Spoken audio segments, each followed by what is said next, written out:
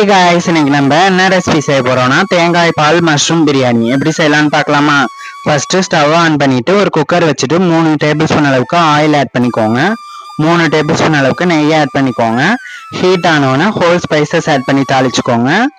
காரத்துக்கு தேவையான அளவு 3 பச்சை மிளகாவை நீல வாக்கில் நறுக்கி வச்சிருக்கேன், அதையும் சேர்த்து நல்லா வதக்கிக்கோங்க. 3 மீடியம் சைஸ் ஆனியனை நீல வாக்கில் நறுக்கி வச்சிருக்கேன், அதையும் சேர்த்து நல்லா வதக்கிக்கலாம்.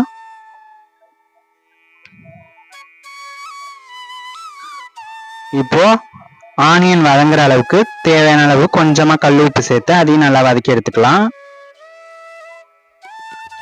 இப்போ 2 கொத்து கருவேப்பிலை கிள்ளி வச்சிருக்கேன், அதையும் சேர்த்து நல்லா வதக்கிக்கோங்க. கருவேப்பிலை கிள்ளி சேர்க்கும் போது வாசமா இருக்கும். இப்போ 2 மீடியம் சைஸ் தக்காளியை நறுக்கி வச்சிருக்கேன், அதையும் சேர்த்து நல்லா வதக்கி எடுத்துக்கோங்க. 2 டேபிள் ஸ்பூன் அளவுக்கு இஞ்சி பூண்டு விழுது எடுத்து வச்சிருக்கேன், அதையும் சேர்த்து நல்லா வதக்கி எடுத்துக்கலாம். பச்சை ஸ்மெல் போகிற அளவுக்கு நல்லா வதக்கிக்கோங்க. வீட்டில் அரைச்ச குழம்பு மிளகாய் தூள் 1 டேபிள் ஸ்பூன் அளவுக்கு, ஆச்சி கரம் மசாலா கடையில் வாங்கினது 1 டேபிள் ஸ்பூன் அளவுக்கு சேர்த்து நல்லா வதக்கி எடுத்துக்கோங்க. 200 கிராம் மஷ்ரூமை நல்லா வாஷ் பண்ணிட்டு கட் பண்ணி வச்சிருக்கேன், அதையும் சேர்த்து நல்லா வதக்கி எடுத்துக்கோங்க.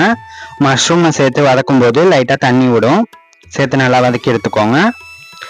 1 கப்பு ரைஸுக்கு 1.25 கப்பு தேங்காய் பால் எடுத்து வச்சிருக்கேன், அதையும் ஊற்றி நல்லா மிக்ஸ் பண்ணி எடுத்துக்கோங்க. கொதி வந்தோன்னே ஊற வச்சிருக்க அரிசியை சேர்த்து நல்லா மிக்ஸ் பண்ணி எடுத்துக்கோங்க. நல்லா கொதி வந்தோன்னே மூடி போட்டு விசில் விட்டிங்கன்னா அடி பிடிக்காது. இப்போ கொதிச்சிடுச்சு, நல்லா மிக்ஸ் பண்ணி எடுத்துட்டு மூடி போட்டு ஒரு 3 விசில் விட்டு எடுத்துக்கோங்க. இப்போ விசில் வந்துருச்சு. இப்போ விசில் ஆறிடுச்சு, ஓப்பன் பண்ணி பார்க்கலாம். சுட சுட ஜம்முன்னு அடி பிடிக்காம உதிரி உதிரியா தேங்காய் பால் மஷ்ரூம் பிரியாணி ரெடி ஆயிடுச்சு. ஃபைனலாக 2 டேபிள் ஸ்பூன் அளவுக்கு நெய் ஆட் பண்ணி மிக்ஸ் பண்ணி எடுத்துக்கோங்க. அடி பிடிக்காம உதிரி உதிரியா வந்திருக்கு பாருங்க. இந்த ஸ்டேஜில் கொத்தமல்லி தலையை கிள்ளி சேர்த்துக்கோங்க. மஷ்ரூம் பிரியாணிக்கு ஆனியன் ரைத்தா வச்சு சர்வ் பண்ண வேண்டியதான். இதே மாதிரியே நீங்களும் ட்ரை பண்ணி பார்த்துட்டு எப்படி இருக்குன்னு கமெண்ட்ல சொல்லுங்க. மறக்காம சேனலை சப்ஸ்கிரைப் பண்ணி வச்சுக்கோங்க.